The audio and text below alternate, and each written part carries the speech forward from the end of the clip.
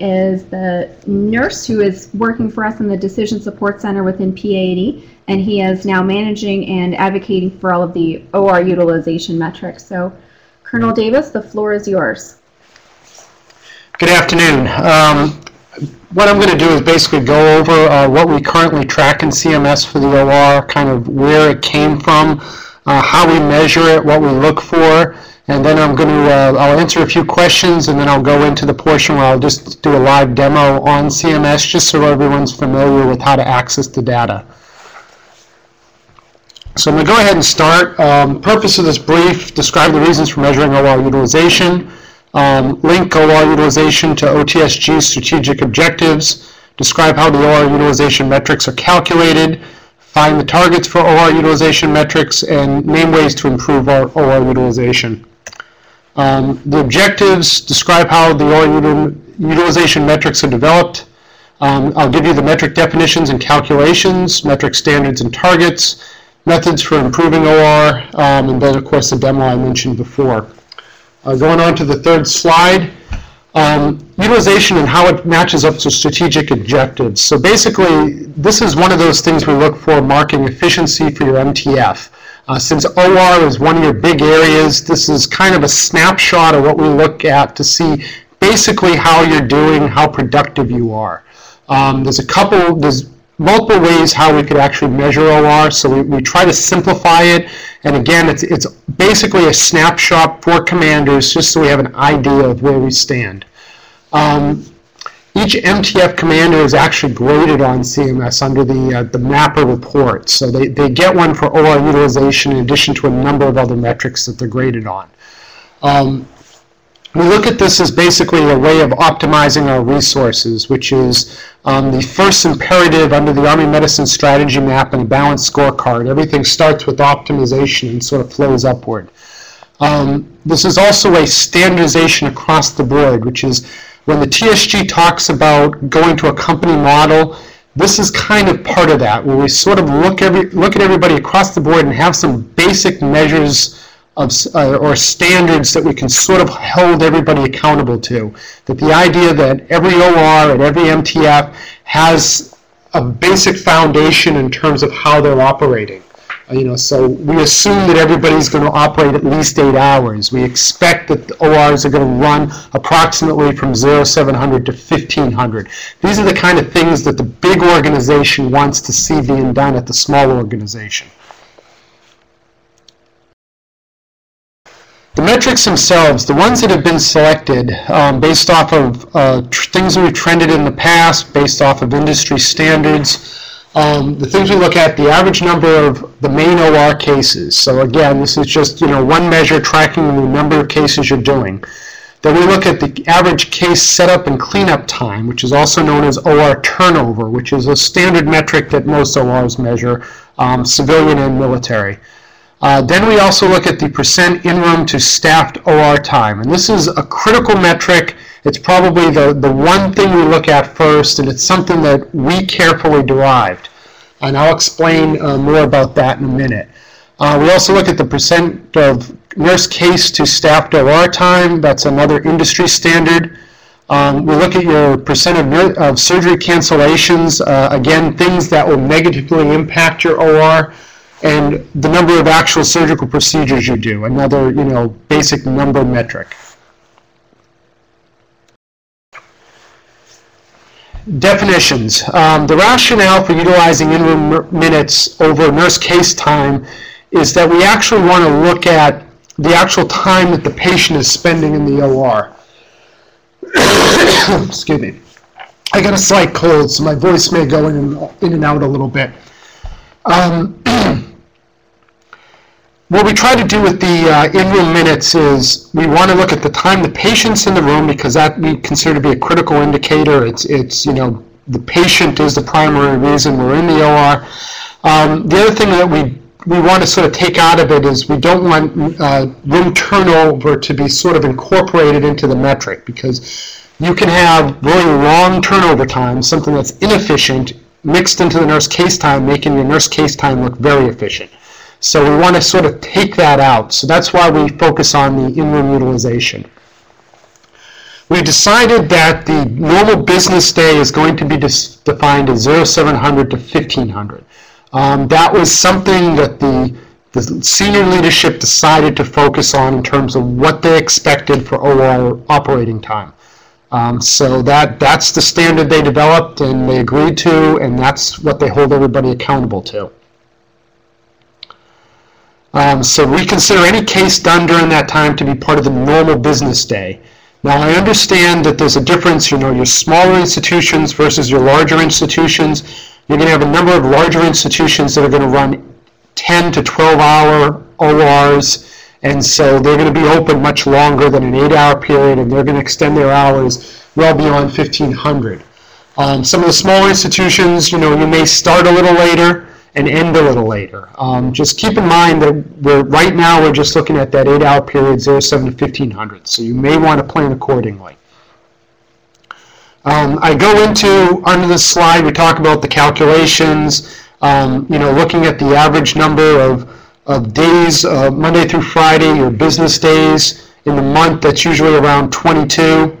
Number of hours that you're going to be available per room, so that's the 8-hour period.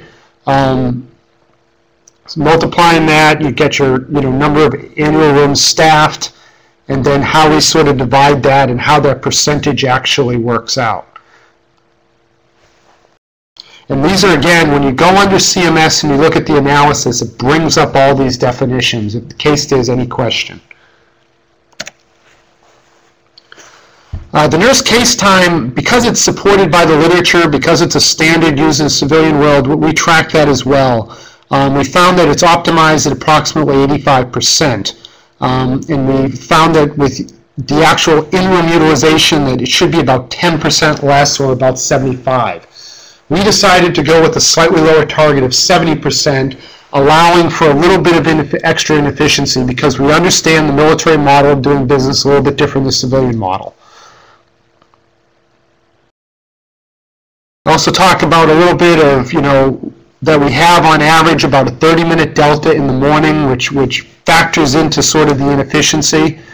And the fact that we don't expect that you're going to be 100% utilized during that 8-hour period. So we've tried to create sort of a reasonable and modest goal. Talks about at the bottom the 30-minute delta, how that averages to be a 6.25% inefficiency.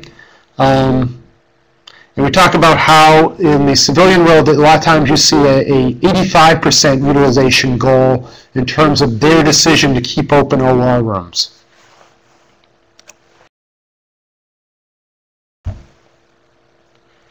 And then the last slide just sort of rounds out talking about the in-room minutes, how we capture fraction times, and it gives some examples of that.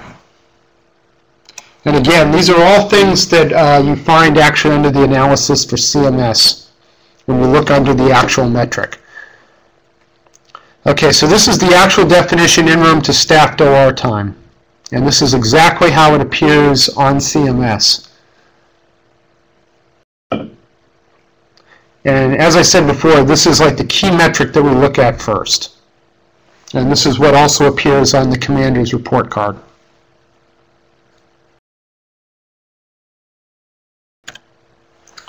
Other thing, the average number of main OR cases. So we compare, when we look at your utilization, we look at to see how you're trending in terms of the number of cases and procedures you're doing. And so obviously if your utilization is going up and your cases or procedures are trending down, we know there's a disconnect there. And so the question is, did you stop staffing rooms because the workload isn't there? Or did you adjust your number of rooms available based off of your workload? So, I mean, it allows commanders to sort of, when they look at that data, they can ask those kind of questions. And these are the kind of questions that the leadership asks when they do their visits to the MTFs and they talk with commanders. And there may not be a straight answer with this. I mean, I understand that some institutions, the workload just isn't there and they have more capacity than they need. So it makes sense to dial back on your availables, basically your staffing availability, your room availability, because you know what your workload is and what your workload could be, and you don't necessarily need to run 4 rooms because your hospital is built off of a model that doesn't exist anymore in terms of your business. The next metric is your case time, setup, cleanup time. This is, again, your turnover time. Industry standard with this is around 25 minutes. Now, there's been discussion at some of our small installations, and this also reflects, I believe, for NARMC, they've talked about 10-minute turnover times. That is an appropriate measure when you're balancing out your difficult cases with your cases like when you're doing a number of, say, endoscopies, colonoscopies in your OR, that your turnover time with that might only be 5 minutes. So that's the kind of thing that, you know, commanders are looking at when they're blending their cases. They can make some sort of assumptions in terms of what their expectations are. And that 10-minute time, I believe, came out of a discussion about Fort Knox, the fact that because Fort Knox doesn't have a lot of surgical workload out on the economy that they can pull back, they were using their OR to do a lot of their colonoscopies and endoscopies. And so that sort of impacts the expectation in terms of their turnover times.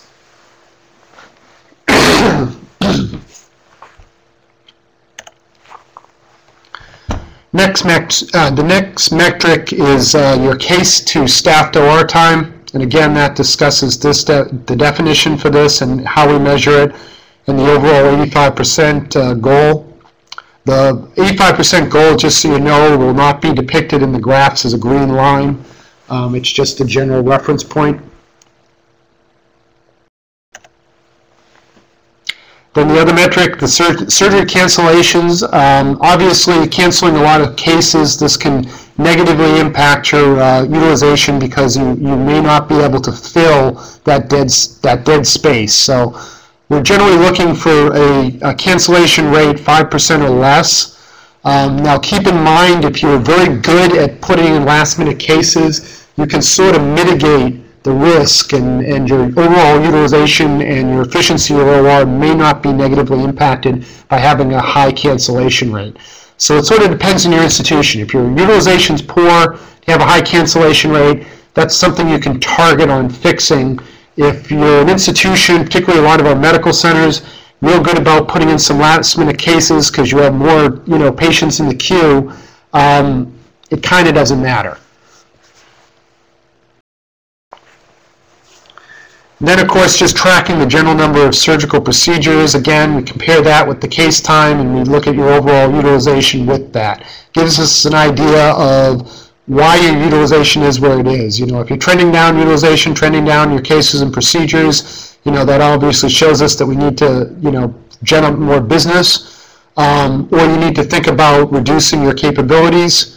If your utilization's going up, your workload's going down, we know that you've been adjusting your capabilities. And the question is whether you should be doing that or should you be looking to get more workload. Sort of depends on your market and your facility.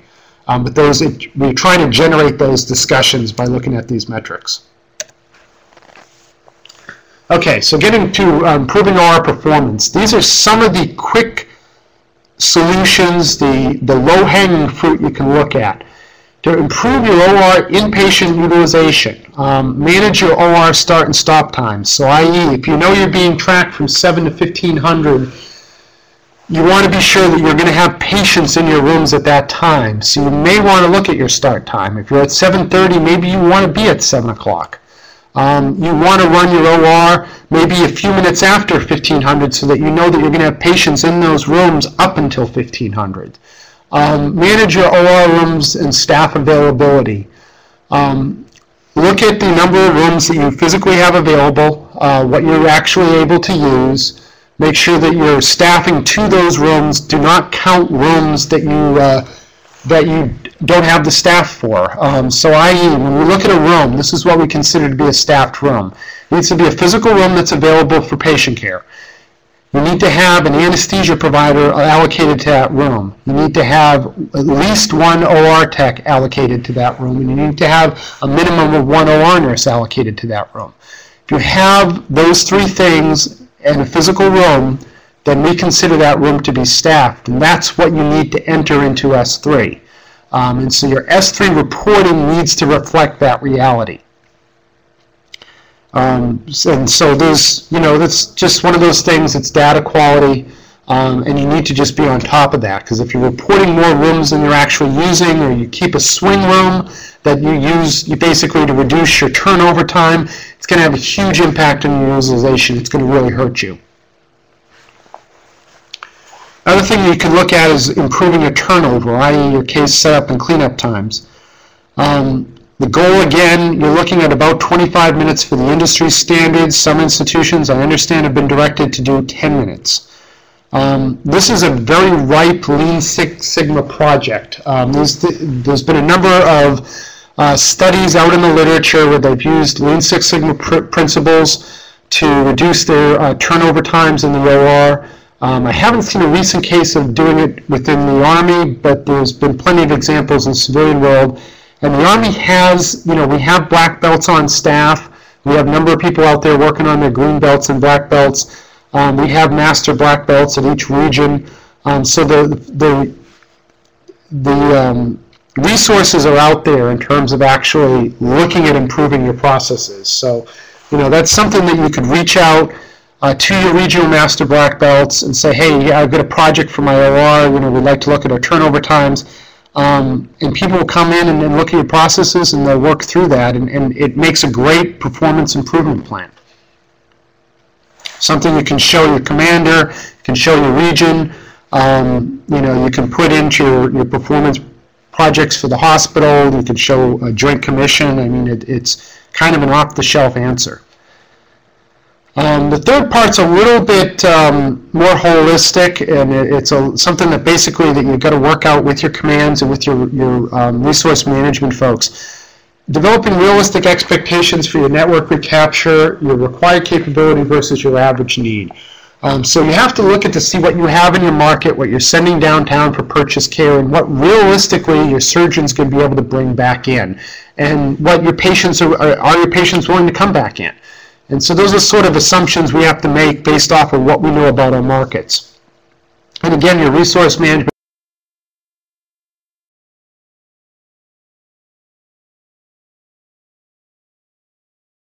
folks can help you work on that. This is something we go through every year when we look at business plans. And it's something each year that commanders sign off on in terms of making some assumptions about network recapture. So look at your business plans, talk to your resource management folks, talk to your surgeons, see what you physically can do and realistically should be able to do. You also have to look at your required capability versus your average need, i.e. some of our facilities are required to have certain capabilities because they're at a training center, because they have a go-to-war mission. Look at that and actually look at what you're able to actually use based on your patients. And so you sort of have to, maybe because, because your TDA and because your wartime mission says that you should be running 4 rooms, but you only really need to run 2, maybe that's what you need to start reporting off of S3. I mean, definitely you'll keep the capability based off your TDAs, at least initially, in terms of, that larger ability, your ability to flex, essentially, and run more OR rooms. But it's not going to help you reporting that on S3 when you really only need to say run, 2 out of 4. You want to report 2 rooms and use 2 rooms. And, eventually, at some point, the big Army may actually look at your capabilities versus, what you have versus what you're using and make some assumptions. Or they may say that because you're at your critical hospital, at a remote installation, you need to keep robust capability, and we just expect the fact that you're not always going to use it. Do you want to pause here for questions? Sure. Are there any questions out there? If you all have questions, you can put them in the chat, and we'll get them to Colonel Davis. So the first one comes from Major Korwicki out at Madigan, and she asks, are there any best practices or examples of facilities that have improved their turnover times? Good question. Off the top of my head, I'm not thinking of a facility that I know is right now has the lowest turnover time. However, that's something that we can pull up in CMS, and when I do the demo, I'm going to take a look at that. But if you go into, I mean, some of these questions in CMS you can almost answer yourself. I mean, if you want to see the institutions that are doing really good at any one metric, pull it up, look at, basically click all for all the MTFs, all the parent DMIS facilities, and you'll see who comes to the top when you graph it out. I can tell you for overall OR utilization, the one facility that is doing the best right now and has been doing consistently for the past couple of years is Tripler. But I do know that their turnover time is greater than 25 minutes. We may have a couple more coming in.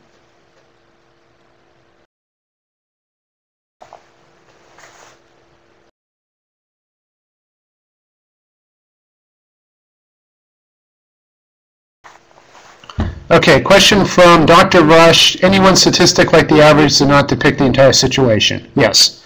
Keep in mind with any of the CMS metrics, they're going to be one particular view.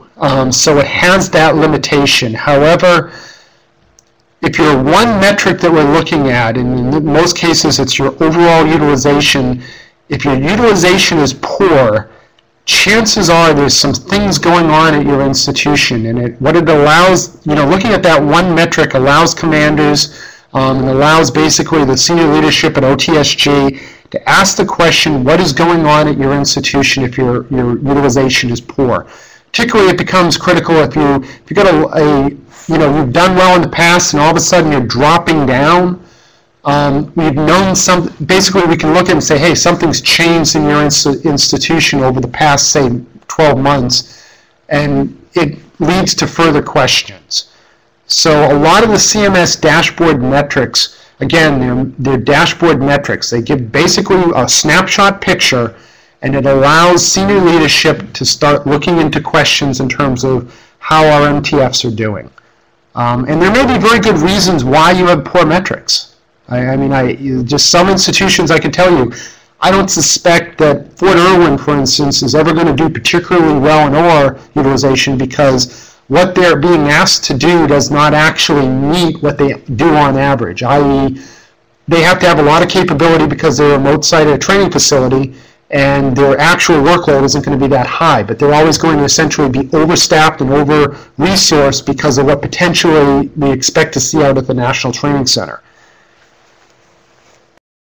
Seoul is another one. Our facility out at Korea, what we need from the 1-2-1 versus what they do on an average basis, there's a huge delta there. And then obviously, unless we make a strategic change in how we support Korea, we're always going to have a hospital there, whether it's well utilized or not. Okay, the next question I see, seems like the OR utilization calculation discourages surgeon efficiency. It takes me 45 minutes to do 4 or 5 lap choles, takes someone else 2 hours, they get better numbers. Yeah, again, when you look at one metric, it's an imperfect system. I can tell you that there are some discussions occurring because we've used this metric for a while, and we understand that there's a lot of limitations in using this one metric. That it doesn't necessarily give us a good picture of not only what's going on at the MTFs, but also what we expect of the MTFs. And so there is some discussion in terms of changing how we look at OR utilization. And some of that discussion involves determining what we expect MTFs to do based off of the surgeons and the support staff that we allot them. So if you have, say, 3 general surgeons and you're at a medium-sized MedAC, what kind of cases do we expect? I mean, what kind of cases does a surgeon need to be doing to be, consistent and relevant in their field to keep their skills up? What kind of cases should they be doing to keep their skills up for their wartime mission? What kind of utilization should we expect so that we're not sending, too much stuff downtown and therefore losing money? And so those are the kind of things that we're going to be talking about here at OTSG. I expect that they're going to be reaching out and talking to the consultants. We're going to be talking to the folks over at the new 357 in terms of clinical practice, in terms of expectation of providers. and what kind of workload should we see, the average, and you could name whatever that specialty is. What kind of cases should they be doing based on the institution that they're assigned to? And that's going to bring us to some questions in terms of how we allocate our providers, how we allocate our support staff, number of rooms we should be running, what we should be expecting to see run in an OR room depending on the size of the institution and the kind of patient base that they have for their market.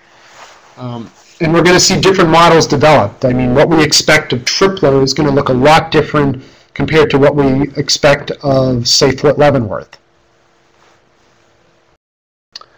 Okay, I've got, let's see. Colonel Wahlberg's question first. Okay, how do you recommend managing a room that is only used for C-sections when it's staffed by OR and there are no L&D OR in the hospital? Okay, what you don't want to do in S3 is report that room as being available for all 8 hours during your normal business day. That will kill you. You could probably, depending on how many C-sections you do, you might actually even want to reallocate that OR essentially to your L&D product line so that it doesn't become counted as part of your OR. And that might be an option for you. You may want to give me a call or reach out. We could talk about it a little more when I look at your institution and kind of see how you're aligned. But what you don't want to do in S3 is report that room as on standby for 8 hours a day when you're averaging, not even one C-section a day. Okay, I got a question from Dr. Rush. Does the MedCom take into account complex cases? Instrumentation tail that obviously follows, staff education, do cases, etc. This is irrelevant as we increase our robotic footprint or hybrid ORs. Generally speaking, with the metric, when we look at the metric, we understand we're balancing complex cases with essentially easy cases that are quicker turnover. So that is something that we sort of keep in mind when we look at our turnover times. We are starting to have some conversation in terms of complexity of cases, in terms of what kind of mix should we expect to see at each institution, so that one institution isn't doing just a whole bunch of easy cases, wrapping up their OR in 8 hours, having great numbers, but not actually accomplishing all that much and leaking way too much stuff to the primary care network. So that is something we're considering. I have not had a discussion in terms of robotic footprints. I'm probably going to rely on the consultants to sort of bring up those issues and how we might be able to measure that or consider that. Okay, next question I've got from, let's see, Dawkins out at, I don't know what facility that is. What consideration made for a level 1 trauma center that has the staff for trauma? Okay, as well as GME and Phase 2 training. So I'm assuming we're talking about BAMC. They don't, and I can tell you BAMC right now, or yeah, SAMC. SAMC being a multi-service market is one of those facilities that we're probably going to have to create our own metrics for and look at a little differently, because I think actually that institution, as well as several select others, it becomes difficult because you have multiple demands and it's not just about the Army.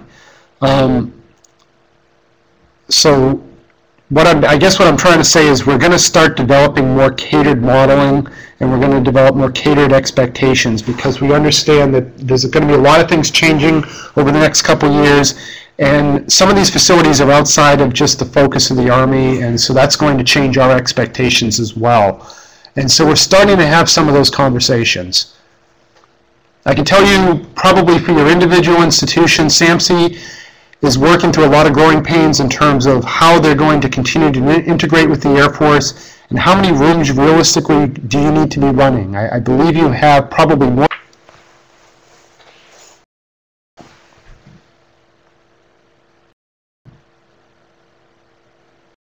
Do you want to address those ones from the pre-course survey now?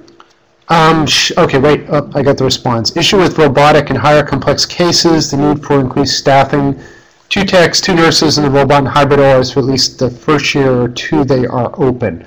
Okay, in terms of actually, CMS is only going to report for the S3 purposes that you're going to have a staffed room regardless of how many additional personnel are in it. So it gets reported as if there's only one tech and one OR nurse, just in the same way that we don't track the number of surgeons. Excuse me. So I don't think it's going to hurt you unless you have to shut down other ORs, but even in that case, that reduces your denominator.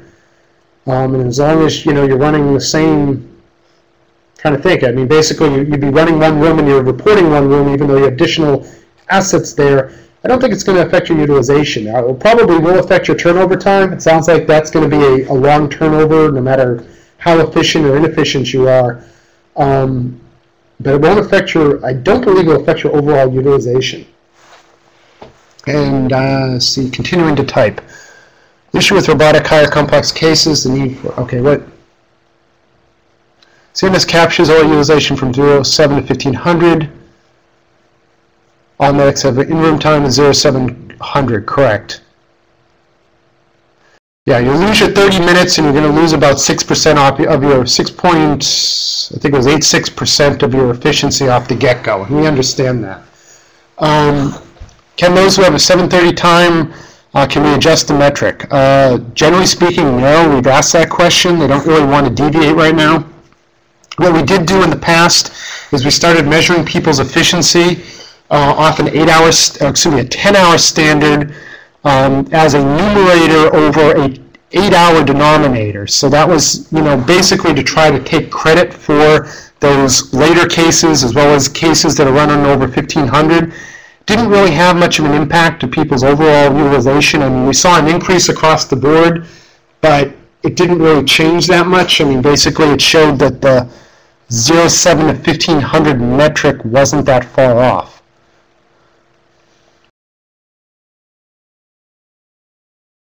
Let's see, but the nursing case time should start when you begin opening the room. The nursing case time starts is basically when nurses are in that room prepping, which is when you're opening the room. It's just not when your patient is there. So we're catching, I believe we're catching that. I'm not sure what the question is. I'll give you a second to respond.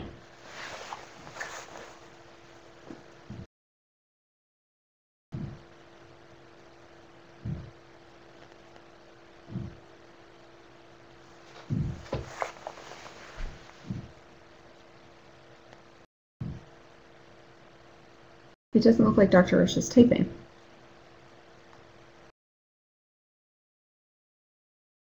Okay, I get a response from major courts. All user takes into account the time patients are in the room. That's correct. Okay, I'm going to go to some of the questions that were sent in the pre-survey. If Dr. Rush, if you want to respond, you continue to type, and I'll get back to you.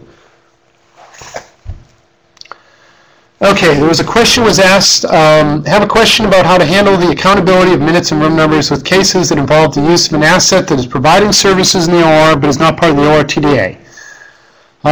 Colonel Little, which is my predecessor, told this individual that they should count the minutes in the room but not the room itself, which questioned this since it gives a false elevation of OR utilization, which would be correct. His explanation at the time was, yes, you do get to capture the workload, but the MTF cannot count the room, so it lowers our room percentages. I would like this addressed so I calculate accurate utilization to send the command. With that case, I probably, if you have staff that is not assigned to OR but working in the OR, and I'm assuming we're talking about either a tech or a nurse, since anesthesia are essentially staffed to the hospital, not necessarily directly to the OR, since they serve other functions than just in the physical OR. The way I would answer that would be that you would actually count that staff as part of your OR availability. Now the question would be, I guess, if you're doing, and I'm trying to understand actually the background of the case. I'm thinking in a case where you might be doing something like colonoscopy and the staff assigned to colonoscopy are part of the general surgery clinic, and maybe not part of the OR staff proper, but you're doing the case in the OR, I would count it as available time for that OR, in addition to both use time as well as available time in terms of OR availability. But I mean, unless you're doing a lot of these cases, it's not going to skew your data that much either way. The second question is about how closed room, how it affects utilization, assigned and unassigned time in S3, estimates the calculation, does it include turnover, rules for admin room, block schedule, day shift, 2 rooms, 3 rooms, etc. And I'm not sure if I understand that question as the person typed it. Oh wait, here we got a question from Dr. Rush. Let's see, from what I was told, the new validated MedCom model for staffing suggests as long as a nurse is assigned to a patient, setting up the room, going and getting the patient, taking the patient through recovery, counts as staff being appropriate use for patient care. In which case it would reflect your your nurse case time. And I don't necessarily disagree with that assessment.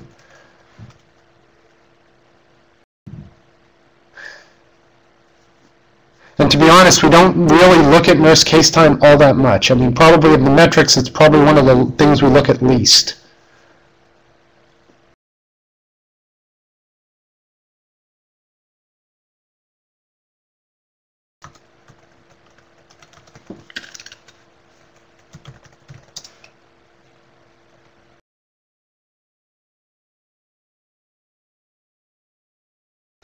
Okay, last question from the survey was from Dr. Rush asking about the single number used to allocate operating personnel in the MedCom.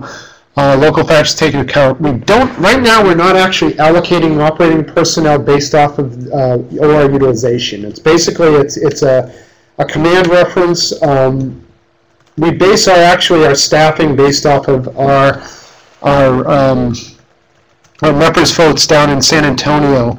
And they actually have their own calculation, they have their own modeling based off of workload. So that's actually, our TDAs are generated several years after the fact based off of basically staffing models generated off of workload, not utilization factors. So there's really nothing in CMS on the report cards or on the dashboards that basically are driving your TDA right now, and I don't suspect that's going to change.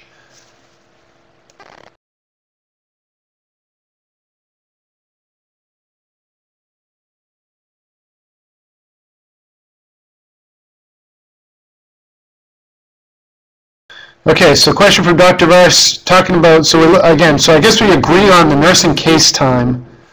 I don't really have a problem with the argument that if they're with the patient, that's part of that nurse case time, even if they're not physically in the OR room. And I don't disagree with that assessment of that metric. I guess my curiosity is why necessarily we're concerned with that metric, because again, it's not something that I'm not aware of anybody ever actually focusing on it. We use it as a reference, but to be honest, nobody's ever asked me their nurse case time.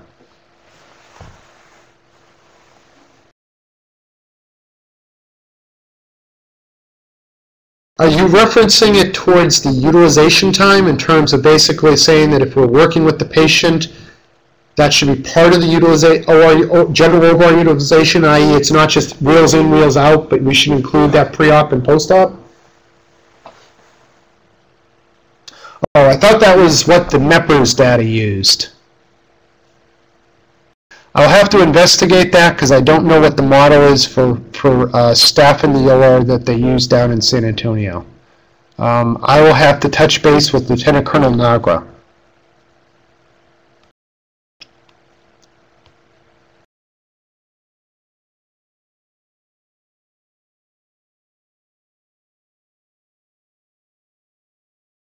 Got a response from Major K. I'll be honest, I'm not an expert on that one, so I'll have to do some investigation and get back to you. I believe, Dr. Rush, I have your email. But yeah, I'll have to refer to our folks in P&E down that do manpower down in San Antonio, and they can show me how they calculate basically for resourcing our ORs.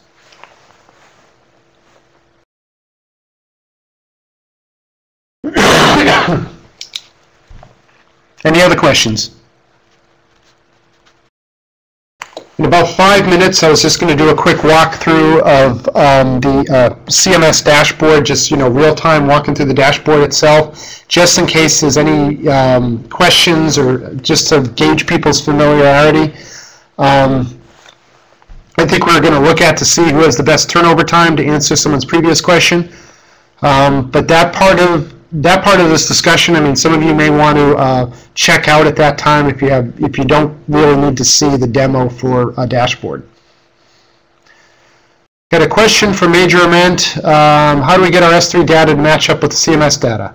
That is going to be Howard Dady. And I believe you have his email. He's listed on the global. It's D-A-D-Y, first name Howard. He's part of Utilization. He is the data administrator for S3, and he basically reports the S3 data. He basically downloads it. He sends it through me to the contractor, and it gets uploaded in CMS. That also leads me to talk about something else that I failed to bring up before. There was a couple issues that occurred this summer with S3. They went through a software update, and a number of institutions out there actually went through software updates themselves, and we actually had an amount of data was dropped this past July, and it caused basically the dashboard to be broken for most of July and August. With that data problem, or that system-related issue, we're still missing some data within the dashboard, i.e. I believe Fort Sill, where Major Ament is from, I don't think we still have the data for April. He basically has a month where he's reporting like 0 or maybe 10% or maybe as high as 30%, but no higher than that utilization. And that will skew your numbers a little bit, but since the actual dashboard defaults to a 12-month average view, which we use essentially for trending, it's going to whitewash some of those data drops. So if you have 0% for 1 month, it may affect your metric from the standpoint that your efficiency may be dropped maybe 3%, maybe 5%. It's not going to have a huge overall difference. So if you're trending around 60%, the fact that you're missing 1 month of data isn't going to bring you up to 70%. But that's something to keep in mind when you're reporting to your commander, and it's something that needs to be brought up in case you ever get a senior level visit and they're asking about your OR utilization. If you're actually missing a month of data, or you have data in there that's mismatched, i.e. that the data you report isn't being reflected in CMS, bring it up. I think most of the senior leadership understands that there's some glitches in CMS, but for overall trending, even when we have a month or two that's wrong, your overall trend isn't affected that much. And that's the thing they look at. They look at the long-term trend. Something just to keep in mind.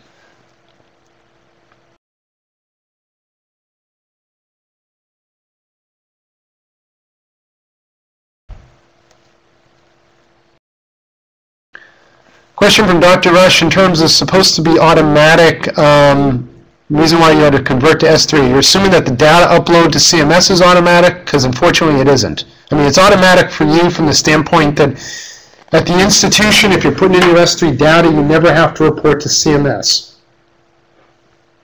It's not automatic from my viewpoint, from the standpoint that I have to track someone down, which in this case is Mr. Dady, or the contractor, when you guys report to me that the data is incorrect. So for your level, it is automatic.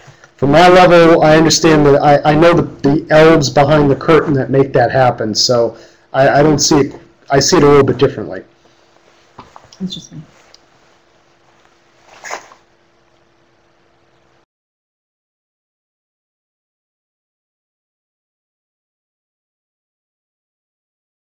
However, I could tell you if you're not in S3, if other institutions were in another data system, they'd have to hand jam into CMS every month, which is not what we wanted. And again, part of the company model is we're doing the same things at places that are allowed across the board.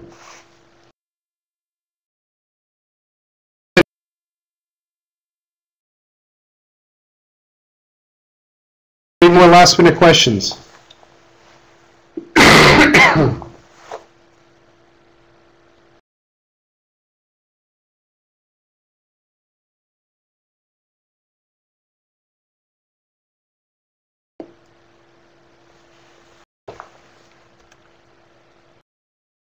Just a couple requests. Like Colonel Davis said, he's going to go into the demo of CMS, but if any of you need to drop off before we go through the demo, again, the session is not over, but if anyone cannot stay for the demo, I just want to remind you that we have a couple requests. Please take the post-course survey that's listed here. It helps us gauge how we did. And as you can tell from the pre-course surveys, we do definitely pay attention to these, and we do our best to address the questions that come in on the pre-course surveys and the post-course surveys. So please take that. We're going to do a follow-up session to this. It'll be an open-ended Q&A session to have more dialogue like this. That will be on the 24th of January at 1 o'clock Eastern. And our next Aspire series is going to be on the strategic management system that comes out of our Strategy and Innovation Directorate. And that's going to be on Wednesday, the 30th of January. Please tell us who you think we should invite to that. We have certain communities that we will invite by name, but if you have others that you think we might not capture as part of like the performance planning community or maybe the IDES community, let us know who you think might be interested in learning about that strategic management system. It's an executive dashboard system. So Colonel Davis, back to you for the dashboard, or for the demo. Okay, I'm going to go ahead and I'm going to shift over to my CMS view. Okay, so starting from, this is how mine defaults, because I default to Army MedCom. You should try to change your default to, if you click on the, basically that top underlined box, you can change your default to your actual MTF, which you would want to do for most of you. What you can do, if you go over to the left to your quick tools, this is how I usually access most of the major dashboards. Go down to OR utilization, go ahead and click go.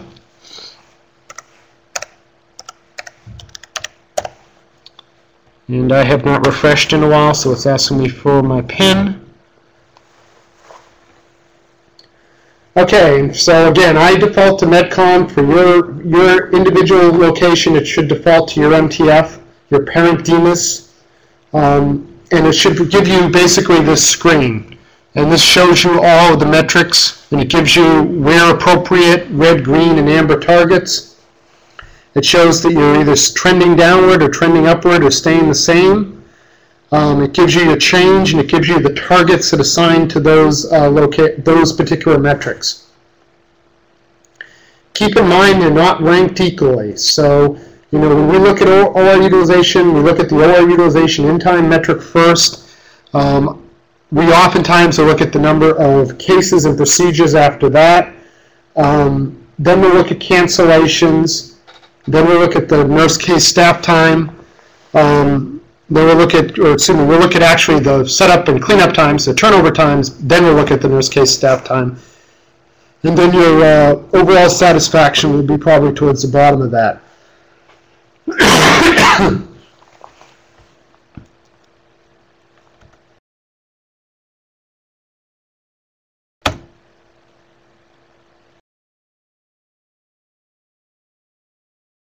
Okay. Didn't catch the other time, so I talked before I got there. But okay, so this is the actual page you should be looking at for OR utilization. And so let's go ahead. I'm going to look at the interim to staffed OR time first. I usually just click right on the indicator. And it's going to default to the graph. The green bar, again, is going to be your 70% standard. And then it shows this is overall for MedCom. So we're standing around what appears to be 62%. You want to check the data, you click on the Data tab. And it'll show what the actual numbers are. Again, it defaults to a 12-month average. So it's a rolling average over 12 months. It's not going to reflect your month-to-month actual real data. It's going to average it. So it's going to sort of normalize everything. Everything's going to get flattened out. If you were to track month to month, you'd have a much more jagged line. And you'll see that when it looks at in-room versus staff time, it's giving you a rolling average. So it starts off for all of MedCom, you're looking at 8 million, and as it goes across, you're going to see fluctuations in that number, and you're going to see your overall staff time and some fluctuations in that number. And basically, that's your numerator and your denominator, your in-room staff time minutes over your total available staff time minutes. Again, it's a physical room, minimum 1 OR nurse, minimum 1 OR tech assigned to that room, and 1 anesthesia provider. And that's a minimal, that is a staffed room according to S3. And then it shows your in-room target 70%, and then obviously your first percentage is where you stand on that numerator-denominator calculation. If your calculations don't add up, let me know. I can put you in touch with Mr. Dady, and you can see, you know, if there's a disconnect.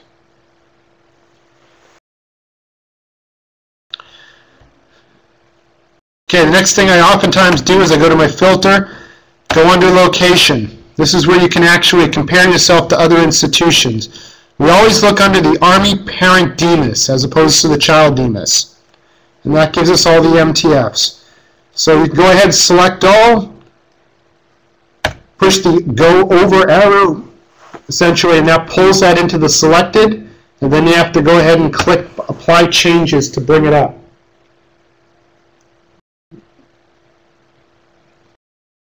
And this will give you a graph of all the MTFs that under MedCom. So certain places like Walter Reed, because that is no longer under MedCom, no longer appears. However, if you know their DMIS ID, you can pull them up by that under the search menu.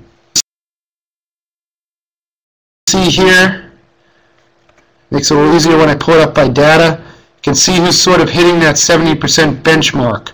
Going down. So you're Fort Campbell's pretty close across the board, hitting, it looks like, consistently 69, 70%. Looking further down,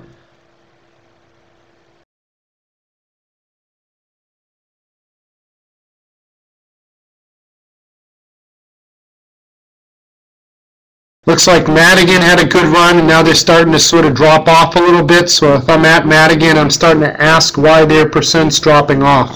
To see, just look at what's changing. Is it a data issue?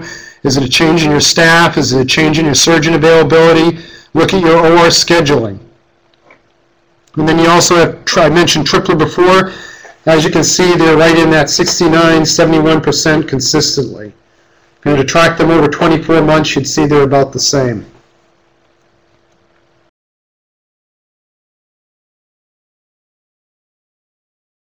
So those are the kind of things you look at.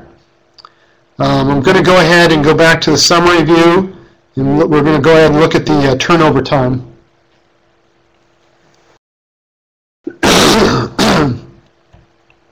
So I go ahead into my setup and cleanup time. On average across the MedCom, we're nowhere near really that 25-minute measure. We're consistently over 30 minutes.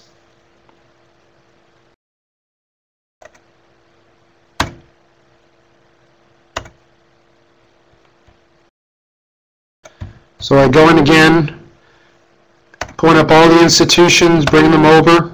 You would want to select like institutions. So if you're at, say, Fort Hood, you might want to compare yourself to like Womack, or maybe you want to compare yourself to the region.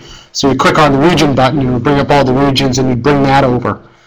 And then whatever you have appearing in your selected box, once you go up and click apply changes, it will compare all those things.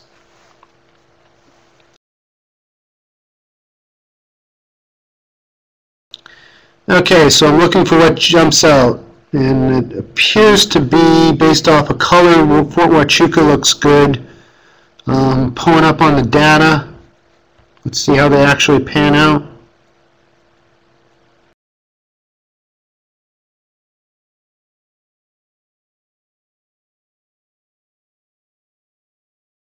Okay, it's obviously not them because that's right, they don't have a surgical facility. Okay, so we're looking for the one with the low numbers.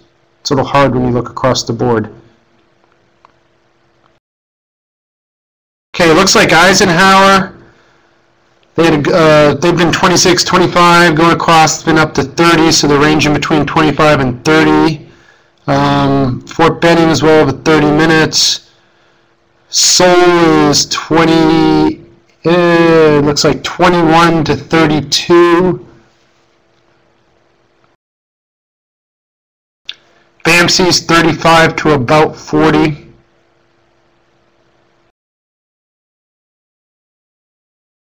Well, actually, Fort Carson's looking pretty good, 25, and then their high's about 31 1 month, but they've basically been in the mid to high 20s, so they're not a bad institution to look at.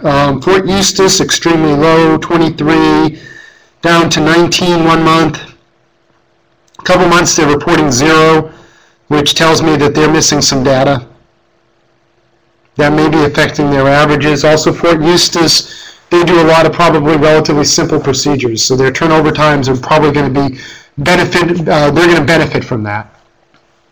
You would want to look at an institution that's like yours. So if you're at a medical center, multi-specialty, long cases, you would want to find another big medical center that's got a GME program doing long cases. If you're at a very small institution, you're at a Fort Benning, you would want to compare yourself to maybe like a Fort Campbell.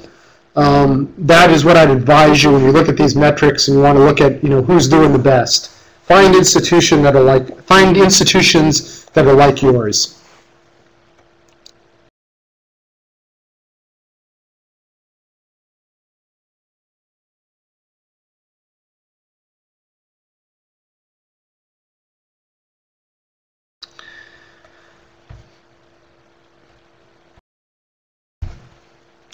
I'm going to go back to the filter, so I'll give an example of that. Let's see, I'm going to cross out, whoops.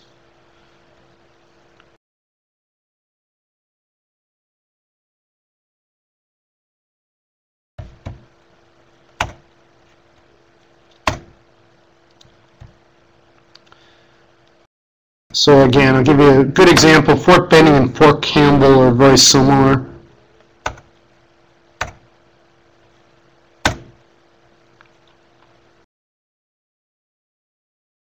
So you can kind of see that Fort Campbell, on average, is doing much better. They've got 1 month in April. It looks like they have again, with the S3 data drop I was talking about earlier, looks like they're subject to that as well. They basically do not have any data in for April.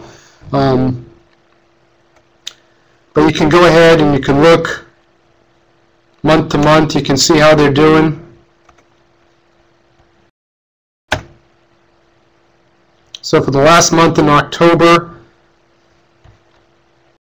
still, it looks like Fort Campbell's doing quite well. Just over 20, let's see, yeah, just under 22 minutes. So Campbell's a good example. I mean, they're doing well with their turnover time. I don't particularly know why. I haven't talked to anybody out at that institution. I don't know if it's the processes they're doing. I don't know if it's the caseload they're doing. They could be doing all colonoscopies in the OR, as far as I know. Those are the kind of questions you would need to reach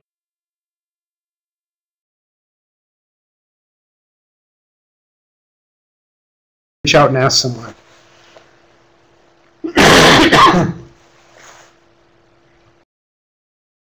Okay, I got a question from Dr. Rush. Madigan is down to a data glitch that Mr. Dady cannot fix. It shows utilization at 9% for July. Billing average does not depict the real story, and that's true. In those cases, if we have something we can't fix, we're going to have to report to our commanders what the real story is. I don't think any of the senior leadership here, they don't fail to understand that there are some data issues when we use CMS, that things don't always report correctly. If you can articulate that you're tracking your data, you know where it is, and that you identified that the CMS data is wrong, and you've reached out to the data administrator, or you reached out to me and asked us to fix it, and you report back that we can't, or we've been unable to fix it, they're not going to really hold you accountable based off of that. It may affect the grade, but again, nobody's getting raked over the coals directly over their commander grades.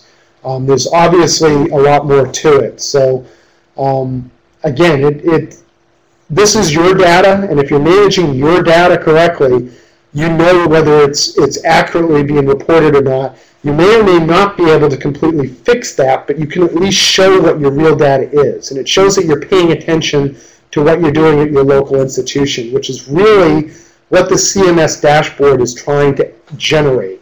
We want people to pay attention to these metrics. We want people to take ownership of them. And we want our senior leadership to be able to look across the board and see where there may be trouble areas. And some of those trouble areas may be data quality. I mean, that's just straight up. It's not always about the process, not about the actions of individuals or of systems. I mean, sometimes we just have bad data out there. Can we exclude those months where we know there are issues? If I exclude, the problem is I can't do it like for one institution. So if I basically obliterate July, I'm obliterating July for everybody across the board. So that's something we don't necessarily want to do, obviously. So, you know, it's pros and cons. I'd rather have some bad data in there and be able to articulate that than, you know, basically be deleting other people's good data. But, I mean, when we produce these slides and we talk about these metrics, if there are problem areas, we discuss them. I mean, I already know for a fact that there's a number of institutions that have identified that their April data isn't in there. I know that Madigan does not now have their data for July. So these are things that I keep track of, and you know, we sort of put that asterisk when we report these things.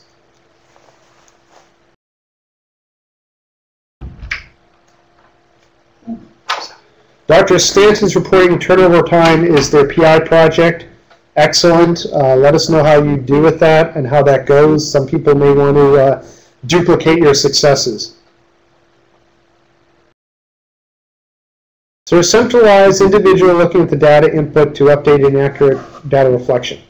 I'm one of those individuals that look at it that's centralized. However, I can warn you, when I look at the data, because it gets averaged, because I look at it from a very global perspective, I don't always catch the glitches at the local facilities. It takes a long time for me to get down to a particular institution and look at it month to month.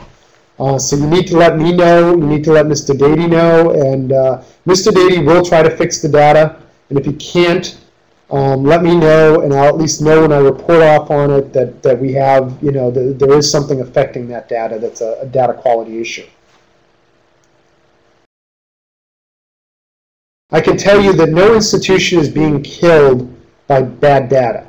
If you're missing 1 month in a 12-month period, it's not going to have a huge effect on your overall trending. So if you're at 58%, and you tell me that one of your months is off and you're reporting 0 for that month, I know if I was able to magically put that number in, I'm not going to bring you up to 70.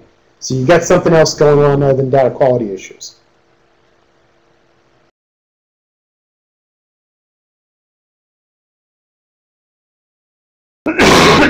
Excuse me.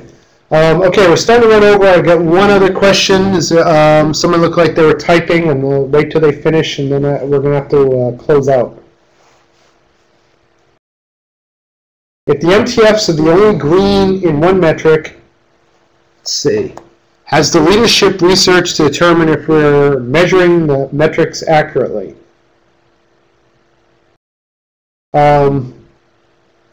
So what you're saying is basically if no one's green in a metric, what are we doing to change the metric? If I understand correctly? Yes, okay.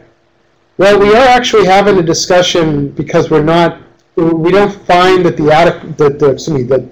we don't find the metrics are adequately trying to capture everything that we would like to look at when we talk about our OR. I really want to get down to appropriateness of cases at particular institutions based off of the providers they have assigned and the support staff they have assigned. So we're going to actually get more sophisticated in terms of what we look at when we talk about ORs. And we're going to try to drive discussions in terms of how we allocate resources, i.e. so, you know, maybe if we need to do more complex cases for a particular specialty, and that specialty needs that skill for our wartime mission, because our wartime mission, you know, that window is essentially closing and we want to keep up certain skills, maybe that will make us rethink how we allocate some of our resources, i.e. maybe, you know, if everybody needs a trauma rotation, for instance, and needs to work with burn patients, we start plussing up our facilities at SAMC, and we send more of our providers to SAMC and more of our OR staff to SAMC because we want to do more of that kind of casework. And maybe that means that we have less assigned military to some of our outlying smaller MTFs that don't have the same critical mission. I don't know where we're going to go with these conversations long term in terms of how we end up staffing ourselves and sort of fitting our capabilities. But I can tell you that's the kind of questions that the leadership is looking to start answering. So things are going to change. I just don't know how they're going to change. Scott, would it be fair to say that we're also reviewing good performance to make sure it's the type of performance that we're trying to promote or incentivize, i.e. the right location for some of these procedures to be taking place? Yes. Yeah, there's going to be, and these are tough questions, but we're going to try to actually get down to the kind of caseloads we expect at a particular institution based on, the market and the resources for that institution. And this gets back to, it's kind of have the question, if we're going to have ORs, what do we really expect them to do, and what do we not expect to leak out to the market? So we're sort of, in our sort of resource-constrained environment, we want to stop leaking to to purchase care, things that we should be doing on our own ORs. And if we can't do that, it leads to the question, why do we have ORs at each institution? So those are the things we're going to try to get down to. And obviously the metrics that we use now are completely inadequate for those kind of questions. Right now we're sort of focusing on if you guys are at least minimally busy.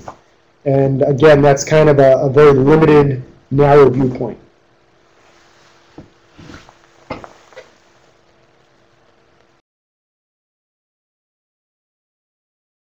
Okay, I believe we've run out of time.